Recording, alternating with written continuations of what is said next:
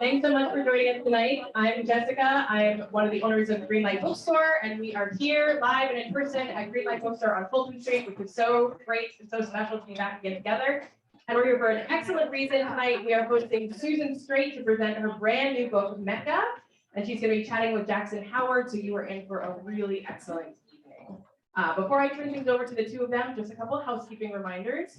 We do ask that everyone keep their masks on for the entirety of your time in the store this evening, and please turn off or silence cell phones during the presentation. For those of you joining via the live stream tonight, welcome. Hi. Please feel free to comment in the chat and ask any questions for the author using the Q&A option in your Zoom window. Greenlight staff may read some of those questions aloud as part of our audience Q&A later in the evening. We are recording the event tonight, so if it turns out okay, we're going to share it on our YouTube channel and other social media platforms later on. And most importantly, don't forget to buy the book. If you purchase a book bundle with your ticket, thanks so much. If you're here in person, you can collect your copy at the door. If you're joining us remotely, it gets shipped to you. We also have a lot of signed copies for sale. They're stacked up over there at the register. Susan signed them for us earlier this evening. Your purchase of Mecca, or honestly of any book in the store, makes it possible for Greenlight to continue to offer accessible event programming like this. So we thank you for helping to keep this bookstore sustainable. And honestly, you are going to want this book. You're not going to want to leave without it. Okay, introductions. Our interviewer for this evening is Jackson Howard. Jackson's an editor and writer from Los Angeles who lives in Brooklyn. As an editor at Frías and Giroux and its experimental imprint MCD, he acquires and edits a broad range of fiction and nonfiction. As a writer, his reviews, profiles, and essays have appeared in the New York Times Magazine, Pitchfork, The Cut, Rolling Stone, and elsewhere. He graduated from University of Michigan in 2016 and is very much a tourist. He's going to be speaking tonight with our featured author, Susan Straight. Susan is the author of several novels, including the national bestseller High Wire Moon and A Million Nightingales, as well as her memoir, In the Country of Women. She's the recipient of the Edgar Award for Best Short Story, the O. Henry Prize, the Lennon Literary Award for Fiction, and a Guggenheim Fellowship. And her stories and essays have been published in The New Yorker, The New York Times, The Guardian, Granta, Harper's, and elsewhere. Her new book, Mecca, is maybe her most ambitious achievement to date. It's an unforgettable American epic about race, history, family, destiny, all told through the interlocking stories of a group of native Californians. With sensitivity, furor, and a cinematic scope that captures California in all its injustice, history, and glory, she tells the story of the American West through the eyes of the people who built it and who continue to sustain it. And so this is something I can't say about every single author we host, but I read this book and I loved this book. It's incredible. As a Southern California native myself, I was like, I recognized some things, and there were some things that like I never thought about before about the place that I come from. And she's so good at this, at decentering the narratives that we know and refocusing us on the stories that don't get told enough. So you are in for something really, really good tonight. Susan's going to be reading from the book, and Jackson's going to join her in conversation, and you'll have the chance to ask your questions after that. So please join me in welcoming to the stage, Susan Straight. Woo!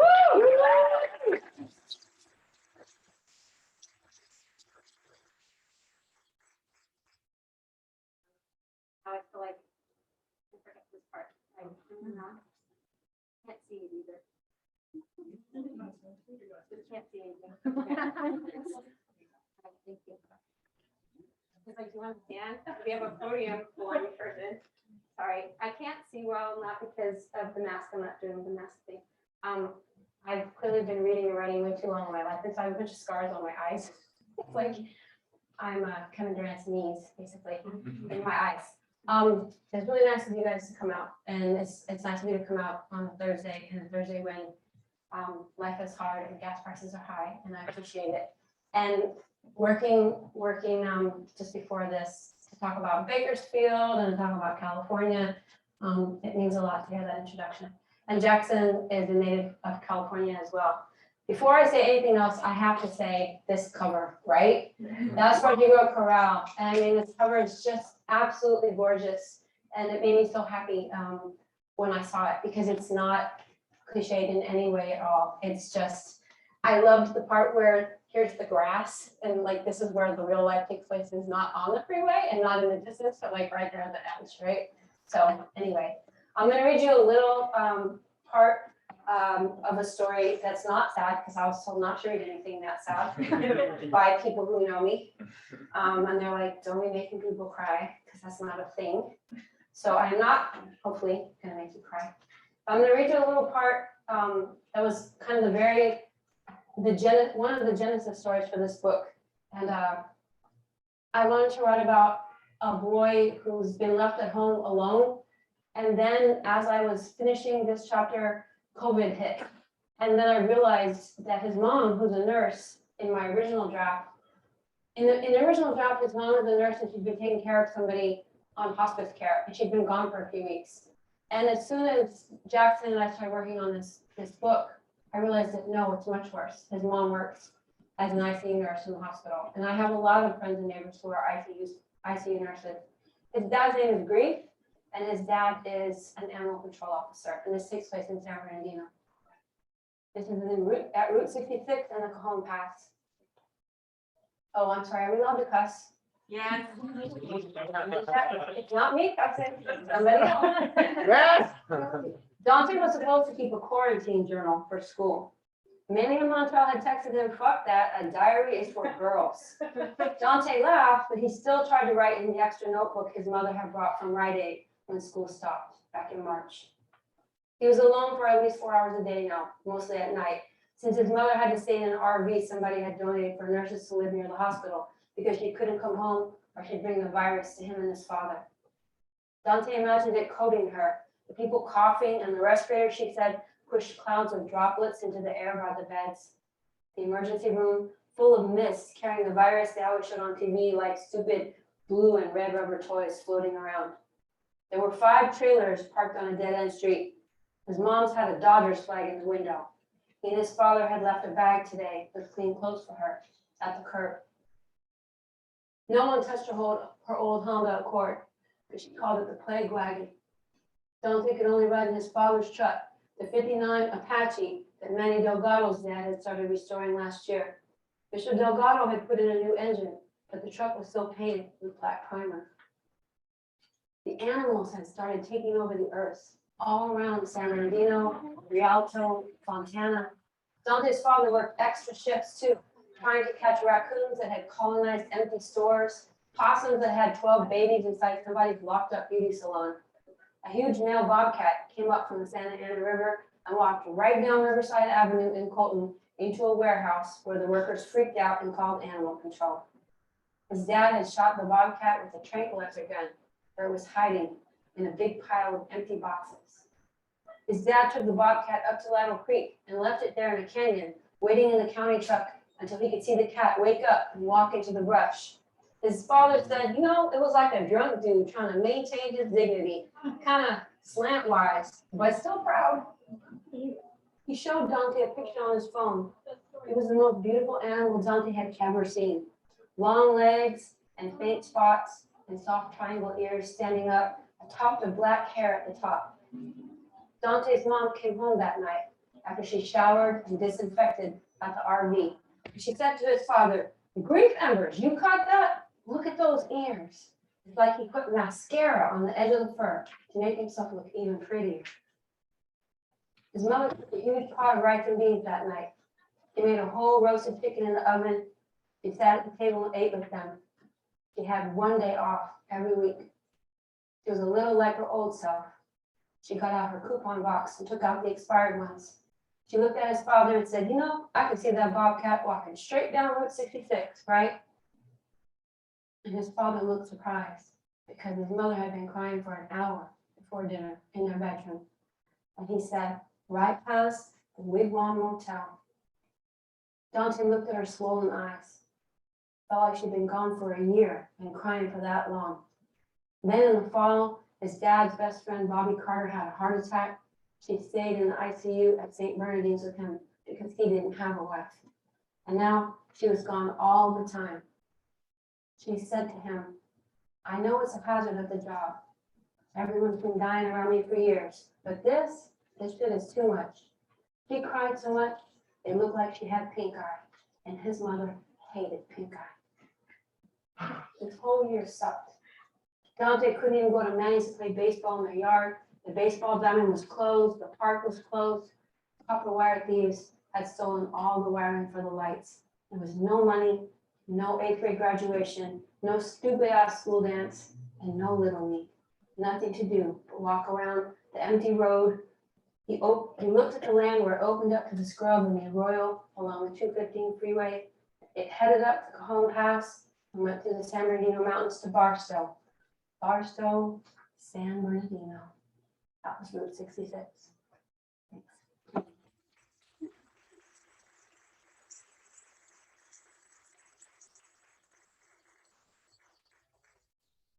Thanks. How's it going? Hi, everyone. Okay, so let's talk about California, where we're both from. And the LA Times just called you the Bard of Overlooked California, which I think is a compliment, but also, I mean, I feel like it maybe annoyed you. So I want to know, like, do you identify with that title? Because, you know, your whole career, it's your ninth novel, your whole career has kind of been dedicated to telling, you know, redefining, I guess, who and what the real California is and telling stories that don't get a lot of spotlight usually. So do you identify, I guess, being called the Bard of Overlooked California? I think being called a bard is weird, don't you guys? The overlooked part, I'm trying to. Well, try to because get back you when we to was talk about. having bards, I'm a woman, they wouldn't have let me be a bard back then, true? They'd have been like, you're not Shakespeare, you're a woman. Mm. Also, overlooked California, I'm just saying, I know just what you mean, but what's funny is, look, Bakersfield is, you know, is right here in the audience with us, and I think our California is beautiful. Brown's is from California now, but wasn't originally. When I think about what my purpose on the earth is, which makes it sound pretty big, I don't know if it's to be a bard, it's just all those stories that nobody else knows, right? And all of my life growing up, everyone's stopped me and told me stories because I have this face, which is completely anonymous. And I mean, it's to my children's great chagrin, we can't even go to Target. It's like, they're like, no, Mom, we're not going to Target with you and Dad, because somebody will stop and then it'll be 2 hours. It is true, but that's, I think that over, the word overlooked. Mm. I mean, I've driven across the country 10 times, and I'll be in like Walcott, Iowa, and someone will tell me an amazing story. Rock Springs, Wyoming, every place is overlooked Right, if you don't pay attention to it. right.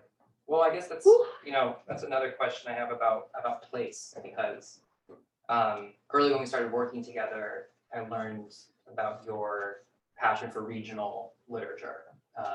You know more, you know, books about Idaho from Idaho writers and Texas from Texan writers than anybody I know. And so what is it, I guess, about California history specifically that has always kind of inspired you?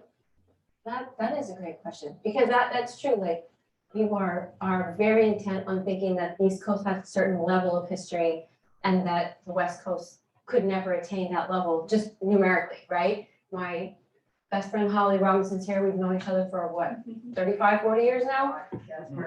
Your house is from what year is it? 1790. Yeah, so, but, you know, there are houses in where I live and there are people that came in 1843. And so part of this book that Jackson and I had so much fun working on, Johnny Frías, one of the main characters, he's a descendant of the Anza party, like Juan Bautista de Anza crossed the Santa Ana River, like a mile from my house. There's this marker that says the Anza crossing 1774. And they came all the way up from the northern part of Mexico, crossed the border, people were dying, and they had to build a bridge to cross the river right there. Well, my brother-in-law, who's giant, was like in a small white truck guarding a crane for the county. Like, people were stealing cranes. This was recently. Okay. They hired him to sit in a truck and guard the construction equipment. So the first night, he was like, bring me a cake. I'll be here at night. So I was like, okay. And I took him a cake with my ex-husband, like we went up there and we're like, what you gonna do if they steal a crane? He said, I'm just gonna call the cops. I'm not gonna get in their way. And I was like, why are you here? And he said, $15 an hour. Right. The fact is, he was saying, buy the Anza Mhm. Parker.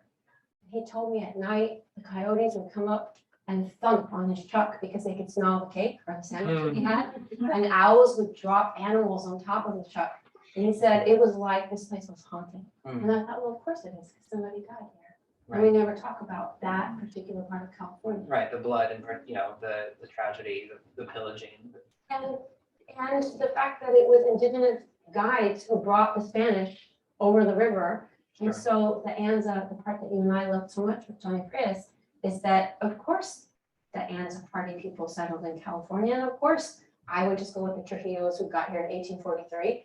And I remember somebody saying to my friend Darlene, like, why don't you go back to Mexico? Like, I've never been to Mexico. Right. Like, I went to John W. North with her, and I'm like, yeah, she worked at McDonald's.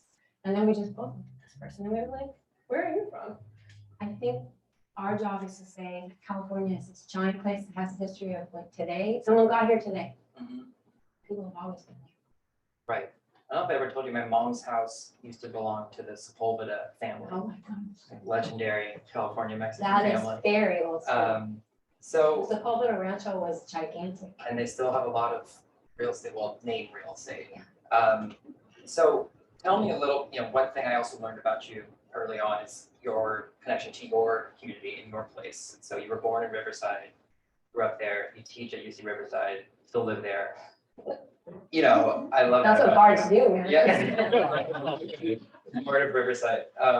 So why, I guess, like, what is it about communal living and communal storytelling that is so interesting to you and so important to you? Because often when you write me emails and you tell me stories, they start just on your street and they start with your neighbors. So how does that resonate, I guess, with you as a writer? I think nobody's ever asked me that question.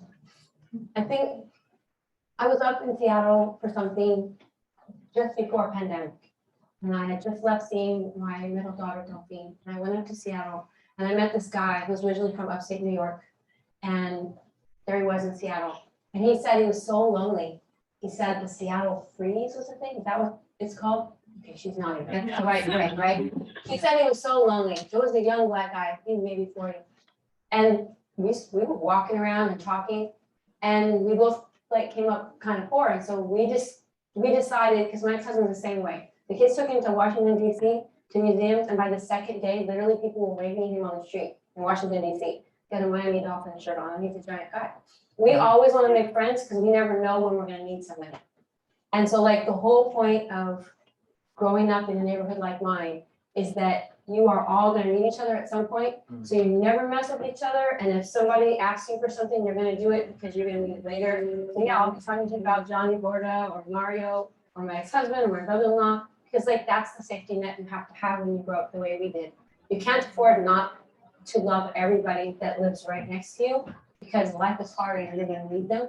But it also, that's the best storytelling, isn't it, Jackson? I mean, it's crazy how many times I've gone outside in that house, 33 years.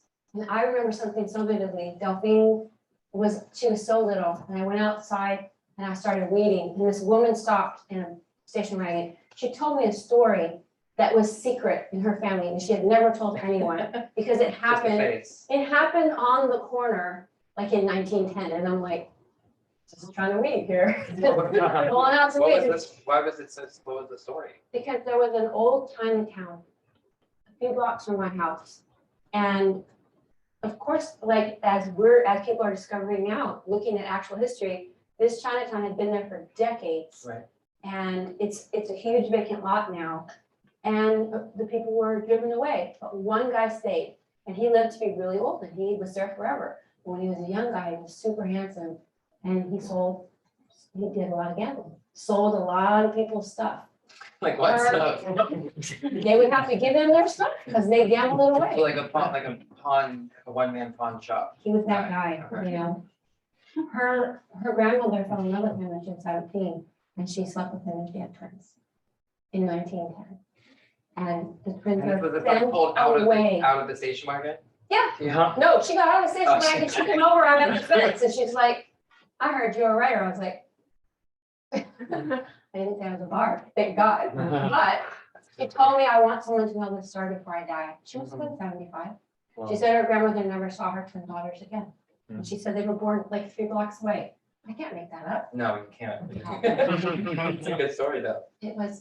I remembered it all this time for 30 years because of the sadness in her voice when she told me. She said, my grandmother could never tell anyone. She told me, and I just wanted someone to know. She got back into her station wagon and drove away. And I was like, what just happened? And I can't write that from No. them. So the characters in Mecca, as in almost all your fiction, are Black and Mexican, Native American, often some combination. One of your main characters is white, but the rest are of color. And I think you're a master of character, and your writing never feels insensitive or intrusive or even, opportunistic.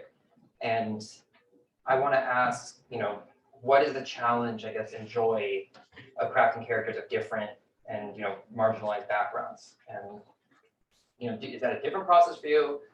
How do you do your research? Is that something that's even conscious at this point?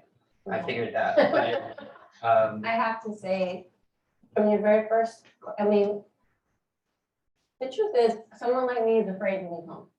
Like, I would never be able to leave home. My kids and I have had this conversation many times. I'm wearing a ring on purpose that somebody gave me when I was 13. I still have this ring, right? And I think there's something that I wrote about in the memoir. Like, there's people who leave, there's people who stay, and there's people who leave and come back home. And I was only gone for a few years to go to graduate school, and I got to study with James Baldwin. And James Baldwin, he was really tired at that time, because he would go to France, which he loved, but then he would come every year and do a visiting writer thing at UMass Amherst. And this was only the second time he'd done it, is when he was my professor.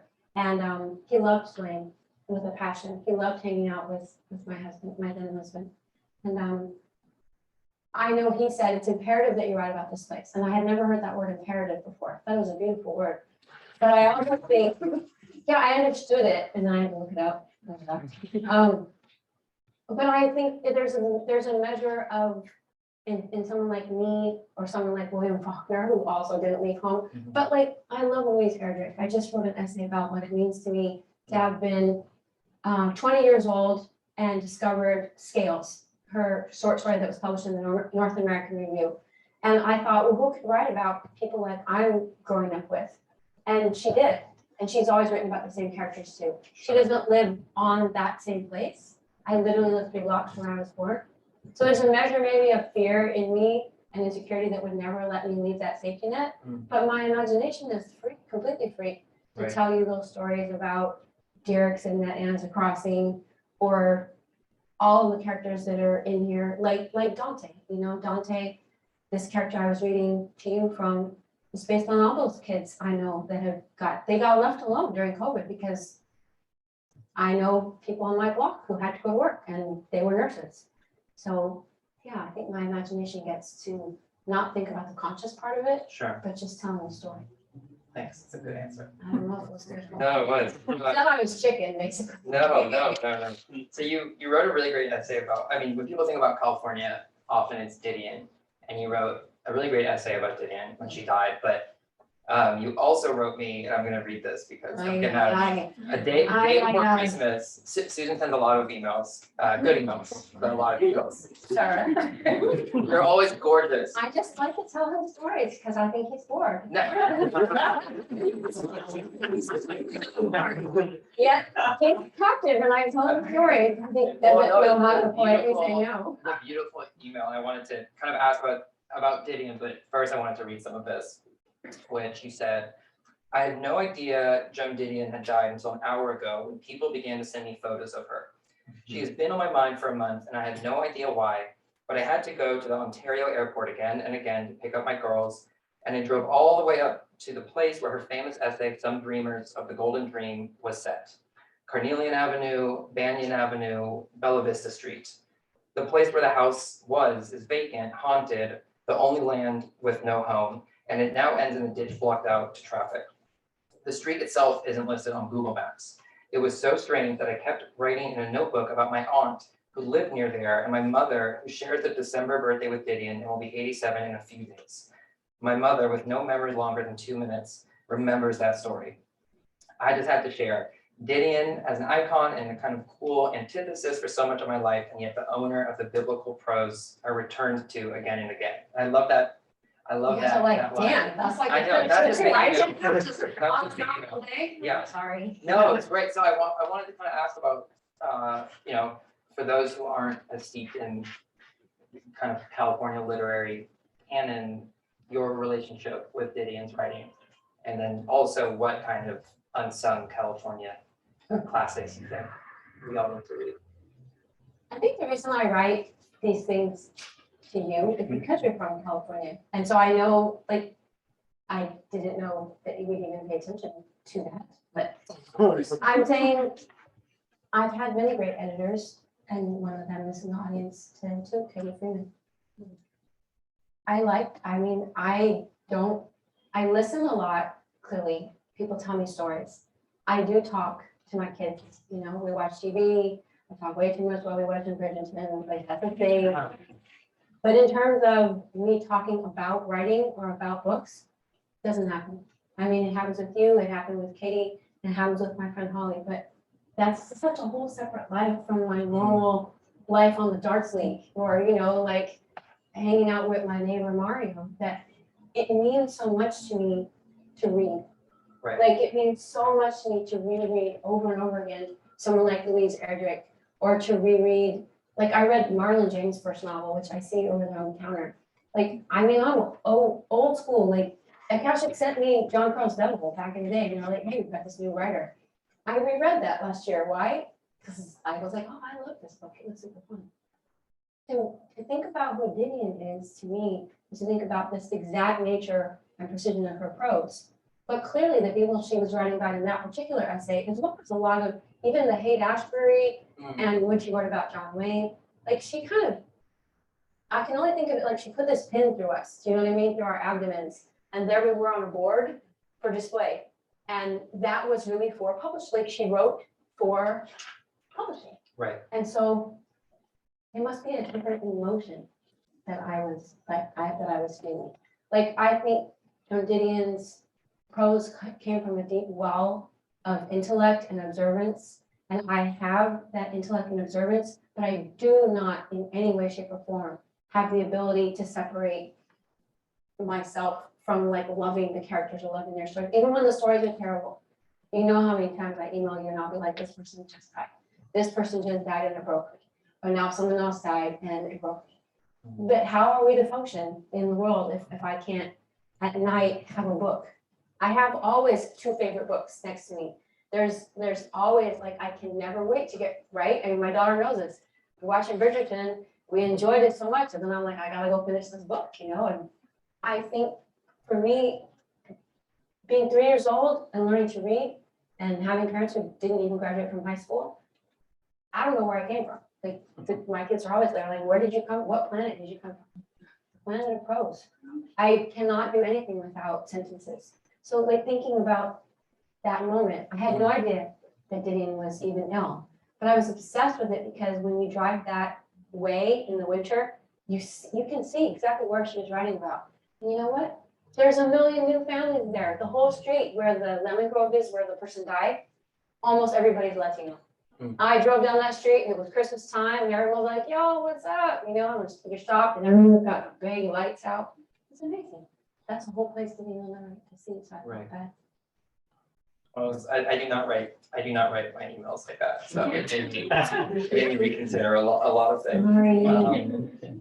So Just don't call me a bummer. So you talked a little bit about your teaching and the way you kind of got started teaching. I mean, correct me if I'm wrong, but was teaching English in your 20s. And it's such a good story that I've read from you and that I've heard from you. And I guess my question is first, kind of how did you start? Because you've been a mentor to so many different writers and you clearly love the work. And what keeps you teaching? Because you know you stayed in the same place, in the same school for a very long time. So there must be something beyond just the day-to-day that is keeping you there. But first, maybe you could tell everybody about how you got started, especially teaching English. Yeah, I wrote an essay that I sent. I've only sent it to Eleanor and to Jackson, and it is Eleanor's not here. Sorry, this is only Ariel. It's just like I know. I wrote an essay called "Speaking American" because my mom learned to speak English when she got here from Vince Scully's and Dr. podcast. I mean, that sounds pretty weird, but that's a classic story in Southern California. There are hundreds of people in Southern California that when Vince Scully retired, they said, "Oh, my abuela learned to speak English from Vince, but oh, my grandpa learned to speak." So Dodger commentator. Commentator. Non-LA people don't do that. But with beautiful and perfect enunciation, which is what my mom wanted to learn, is how to sound American. Not to look in a book for I shall go, I will go. You know, I was meant to go to the store today. Like, who says that? So I graduated, I was already married. We said goodbye to James Baldwin. James Baldwin invited us to his place in France. And then James was like, no, man, we gotta get jobs. We don't have any money and we don't have a car. And I was like, that's true. Both of those things are true. So we drove in a $500 Renault across the country and it broke down in front of my dad's house. And then we didn't have a car. And so we couldn't go to France and I was sad. And I had to get a job and I got a job at Inland Empire Job Corps. Teaching. Job Corps was like founded in the 60s and still exists. And I was teaching ESL classes to recently arrived refugees from Vietnam, Cambodia, Laos, and some of the Laotians were also Hmong. So they had HMONG. They had no written language. Their language was completely oral. There was no starting place. And then in my GED classes, I had like former OG Crips and Bloods from LA. I had OG gang members from Coachella and I had a lot of people from the Bay Area. So I had 25 students. I had 9 classes and it was me. And I was like, I'm not gonna teach like. How old were you at the time? 23. And they were 16 to 25. So some of them were older than me. So yeah, first I put a picture of Dwayne and me and Dwayne took a special, this is my husband. He took a special picture like guys do, you know, where you're like this. And then this, like, he was giant and looked like Shaq. I put that on my desk and then I wrote my own book for how to teach. They didn't want to know, I shall go to the store. The guys from Cambodia wanted to know, what is this word gonna? That's what I was writing, right, Jackson? Like, we're gonna go to the store. What is this? And then we finna go to the store. They're like, what is this? It is also not in the book.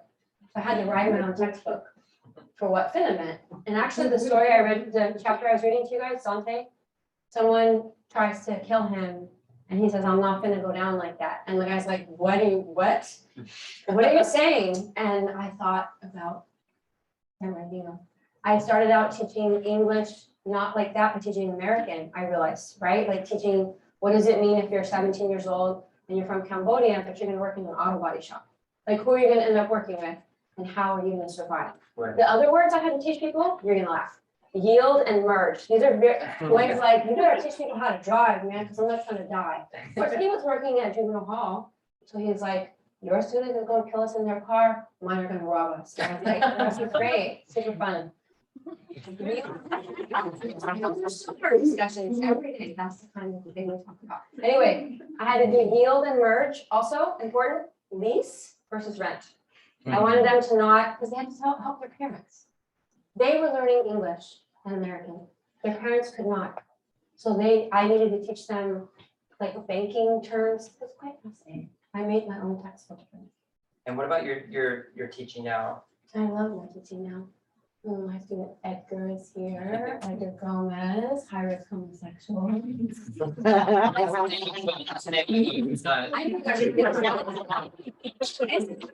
wanted me to say it. Did you not want me to say it? Yeah, please keep saying it. I said it numerous times. It is a book. It is the title of this book. I love teaching. And the funny thing is that people do often say like, oh my God, that's so nice that you still teach. Like, I'm a writer full time now. And I'm like, imagine. Because I love that word. I'm like, imagine. I love teaching. I do. I love teaching books. So I love teaching Fool's Crow by James Welch this quarter. Louise Erdrich, Love Medicine. I just finished teaching Under the Feet of Jesus. As we said, like OG, Helena Viramontes. If I don't teach those books, I'm afraid nobody else would teach them because people do tend to teach a lot of the same books over and over again. We both know this, you and me. So I like teaching. I can't imagine not doing this. So. And I like discovering new voices. Like I love meeting somebody and being like, this person is only an undergraduate, but oh my God, they're gonna have amazing stories to tell. You're gonna send them all to me. I have already started that. See, he really wants me to send me emails that have nothing to do with like, and then someone died, and then I was sad that I didn't get cake. He wants me to send, so I have this great writer for you. It's gonna make $1 million. Nothing in this job is going to make me $1 million. I'm just gonna try. So I guess one more question before we do questions from the Zoom from here. So there's one review. The reviews have been amazing for the book. So congrats. I've been really lucky. I have. But there was one that annoyed me because the reviewer, Really? the reviewer complained about what he said, the constant interjection of what he calls news events. But he said fires, crackdowns by He said ICE, newsy events. newsy event, crackdowns by ICE, racially motivated police shootings, and so on. Which is like, Didn't I write you an email about that too? and I'm not reading that email, but my question is, Sorry, news happens to us every day. It's not fun. that was kind of part of my question, but also how, well, first of all, yeah, I think we can all see the fallacy and silliness in him writing that, but more than anything, you know, how do you write pain and tragedy and difficulty without being sentimental or without it being kind of masochistic? Because these stories, it's not, for lack of a better term, like trauma porn to read this book. Like, it's nuanced and it's human and all these things, but there's also a lot of deep pain in this book. And so how do you kind of toe that line and write about these difficult things without making it, I guess, sappy? It is hard because dumping says to me like, oh, you're really good at making people cry. I mean, that's your job and you're super good at it. Congratulations. She did that to me back in 2006 and she had read a book that I had written. But I mean, I'm being honest with you guys always. Like, the truth is, I have to live there. I mean, I don't have to. Yes, you're right. I could move, but I couldn't.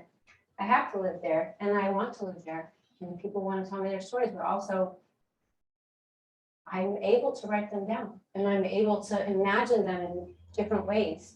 I mean, my brother died 20 years ago in February. I miss my brother every single day. And any of you who've had somebody close to you die know all that stuff what people say, you know, it gets better with time. Not particularly, but that's the American ways. It should get better. Like, we should move on and we should forget that. That's the way I think that it turns into porn, is if you're like, look, let's examine this and then let's forget about it. And if I make people cry sometimes, I'm sorry. But the thing about writing about, like COVID, what I was reading to you, is that like every night I would go out to water last summer, and these two visiting nurses down the street from me, living in an RV. And then, no, they were renting a room. On the next block, there were two visiting nurses living in an RV. And then there's three nurses that live down my block. Well, they would stop and talk to me because they missed their families. One was from Texas and one was from Indiana. And so they would stop and I would give them a snack. Rice Krispie treat bars never get turned down by anybody. And I always have a suitcase sized box. Really, they wanted to just say hi and they'd be on the phone with their kids. They'd be like, oh, I'm at that nice lady's house on the corner, the one with the sunflowers. And look, here's her dog, Angel. They would literally like have me do that. And then they would go to work. And on the way back, they'd come back at 7 in the morning. That's 12 hours. I remember one day, one of them, Carrie, she's the one that was from Texas. I gave her the book Valentine, which was set in Odessa, Texas. Like, I like that book by Whit Morris. I was like, oh, dude, I have a book for you.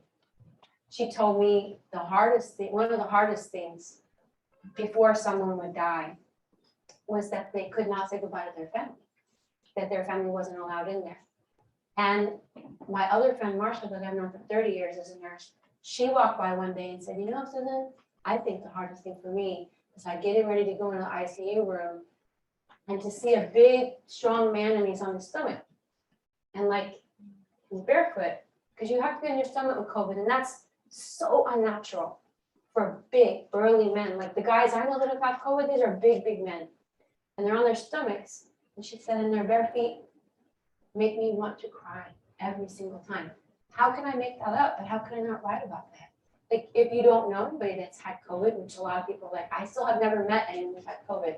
That's just astonishing to me because every night I think about, like, what is it like to see someone speak? Because that's such a vulnerable, tender thing, especially for a grown man of 60.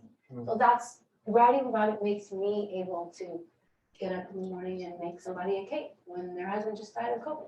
And then I make cake, as you know, because. You do, you brought me a cake. Yeah, I like making cake. And I mean, that is, if that's, like I said, not to sound, I'm not being I don't know the right word. I'm not rejecting the bard thing. I'm saying, like, if I'm a writer and that's one of the few things I'm good at besides making cake, then I want to make it as truthful as I can. And I think if we respect our characters and we're not trying to use them for our own gains. Maybe Right. that's what it is. Right. I don't want to write trauma porn because, first of all, I don't know what that means. But secondly, you're gonna tell me later. I am not writing about trauma to make money from it. I'm Right. writing about it so I can get up in the morning and make it. That's what That's a great answer. Thank you. that and Laveau, the oldies, right? Which, oh, yeah. Thanks, Susan. That was a great answer. So any questions here or via Zoom? If not, or we should Because they're want to- terrified. They're like, she's talking about the most terrible things. They want to No, ask her nothing. they're fun. It's so fun. We don't want to ask her about bare feet. That's fine. Yeah, we have like a Me? few minutes. It's a question, but I think you should talk about your map. That's books. My map. The map of books across America. I made a new literary map this year. Jackson's one of the few people that's seen it. Duffy saw it. I made a literary map of regional fiction for the entire United States.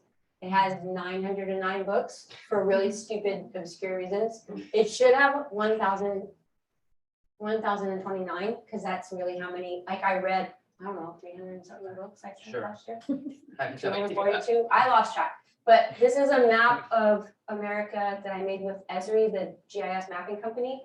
And Katie saw the very original incarnation of it in 2017. It like I can geolocate like the brownstone house from Alice Childress's A Hero and Nothing But a Sandwich. That's my book. I've never. I don't We're know gonna that. discuss it. Because it starts out with a kid who's 11 and he's a heroin addict and he's like, I want a sandwich. Okay, we're gonna talk about that. It's also like, has anybody here read The Street by Anne Petrie? A marvelous classic that takes place on a very specific block in Harlem. So I would reread all these books that I loved so much and try to find the exact heart of the book. So for example, Willa Cather is from Red Cloud, Minnesota. Like if you, not Minnesota, Red Cloud, Nebraska. If you look exactly where you're trying to like, center that book. So I worked with Esri, the mapping company, and we found exact latitude and longitudinal locations this time, Katie. It's even more elaborate. And I divided the nation into 11 different regions. And I have 909 books in there because our old area code used to be 909. And people would be like, oh, you're from the 909. Please leave the beach now. You're not allowed to stay here. So I just thought it would be nice to make. So if you need a book recommendation, ask So- Susan. And I mean, that's the interesting thing is I have books on there that came out like that you sent me last year. And I have books from that Holly sent me. Remember you sent me Mother, The Revolt of Mother? Is that from like 1803? Yeah. Yeah, and so I had to find where in New England that was set. Anyway, thanks for asking, Kate. We did this map and we're sort of trying to figure out a partner to host the map, to publish it. Because I think it'd be a great, useful thing for universities, for schools, Mhm. elementary schools, because there's children's books on there too. Like, this is basically a Frank Boiler, that's a caution. Come on, man. Yeah. Almost said it. I'm gonna give you some books. Okay. Anyway, A lot of times. there's also, I had to pick one book for each writer, even if it was someone like James Baldwin that has written multiple books. So for Toni Morrison, for Sula, which is my favorite Toni Morrison, I was able to find an exact location.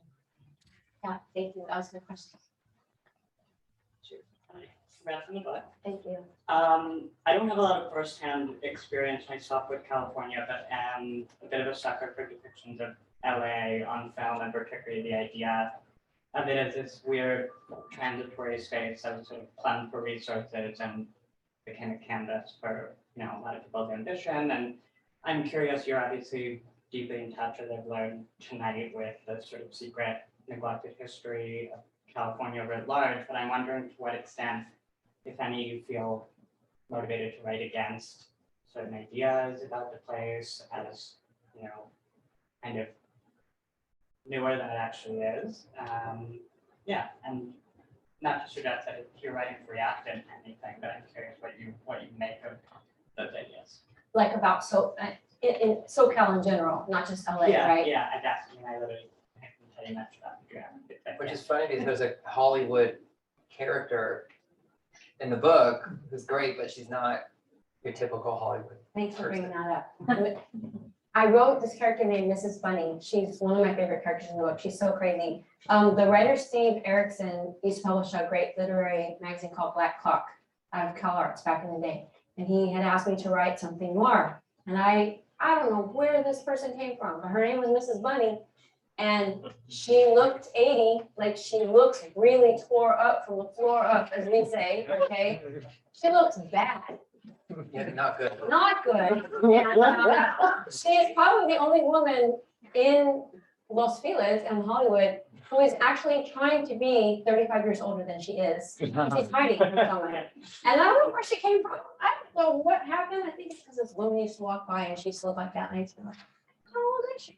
Is she red? What? Like that? Why is her lipstick over here? Does she want me to think she's drunk?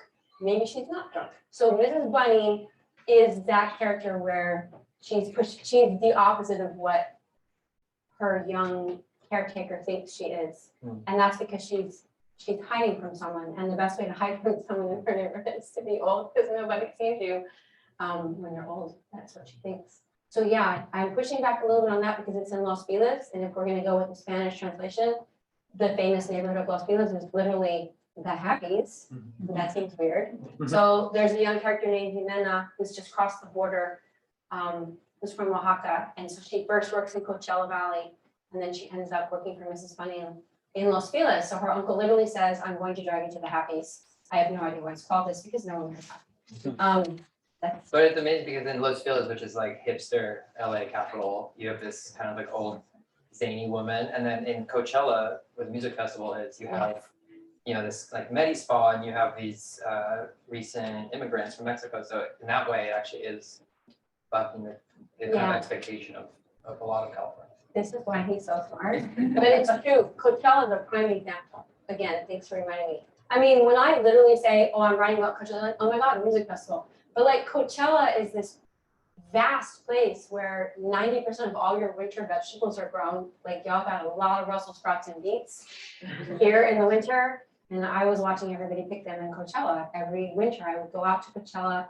I did this series of stories out there. And I ended up, my married family has a cousin that married someone on Torres Martinez tribal land. So Coachella is this vast place. But yes, I have this Medi Spa where people go out there. And also Coachella has huge disparities in wealth. Then it has one of the richest places, Rancho Mirage. And the median income in Mecca, the title place of the book, Oasis and Thermal, what would your guess be for what somebody's median income would be in a year like now? Lowest thing you could imagine that someone could survive on. You asking me? Yeah. Let's see, 30K? Yeah, it's $7,000 per household, people per household, average. So just to be in a place like that and write about, and everyone in Coachella would be so wanting to tell me their stories too in Spanish. And so I remember stopping by this one guy, he was doing watermelon. So he was planting hundreds and hundreds of watermelon seedlings. And for each one, he has to put a clear plastic solo cup over the seedling for each one and adjust the drip irrigation. That's the first few weeks of its growth. And then when it gets big, he has to go back and take the same cups off because they got to use them again. That was Jorge. Yeah, just saying. So thanks for the question because it's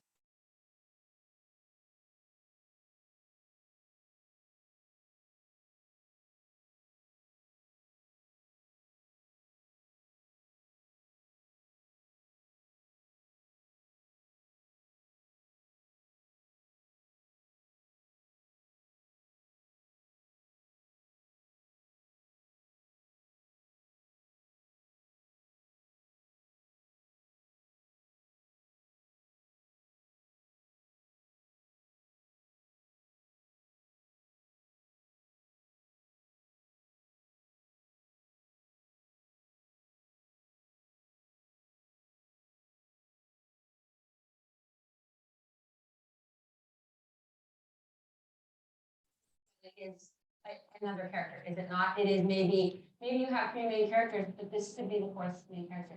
So I like this question because it allows for a lot of that. I mean, to me, everything about Brooklyn, the way it looks when we were walking around tonight, is the thing I dreamed of when I was a child, because I read Tree Grows in Brooklyn. And I was obsessed with a fire escape. Like, I wanted to live in an apartment that had a fire escape, and I would then sit in the fire escape and read my books. And then I got married, and it was like, we're in a place with a fire escape, I'm gonna do that. Everything ends in the Duffy Zone. My apartment, every house, that's a nice house until the fire.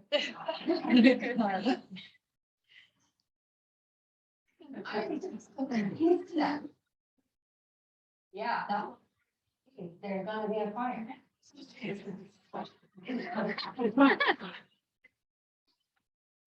We got that. So, Oh my God. idea of what. Fiction. Yeah. So I think when I think about the way landscape operates, for example, I'm reading this mystery series right now that's set in Maine, The Poacher's Son, right, Holly? Paul Doran.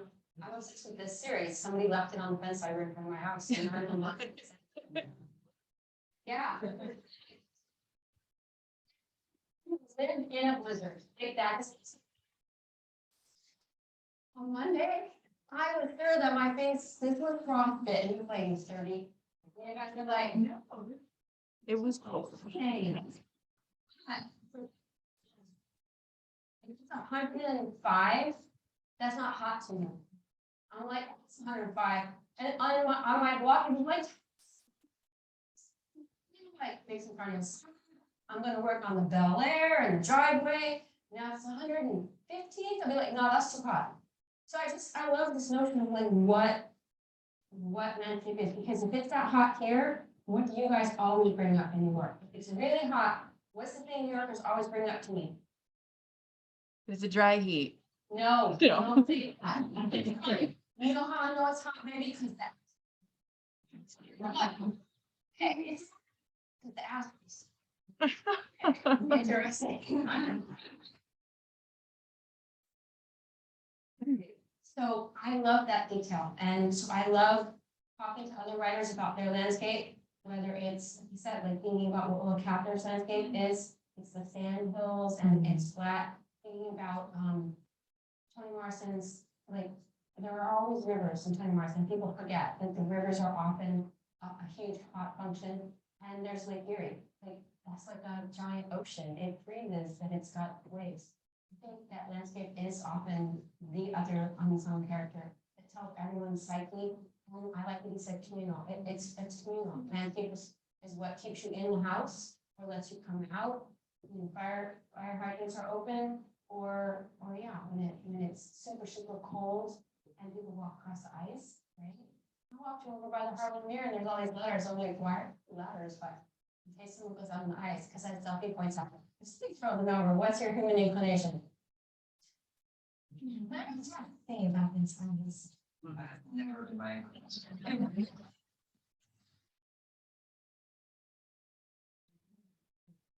But anyway.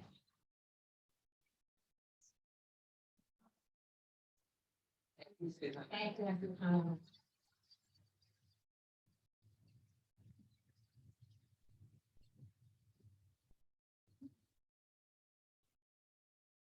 Hey, thanks once again.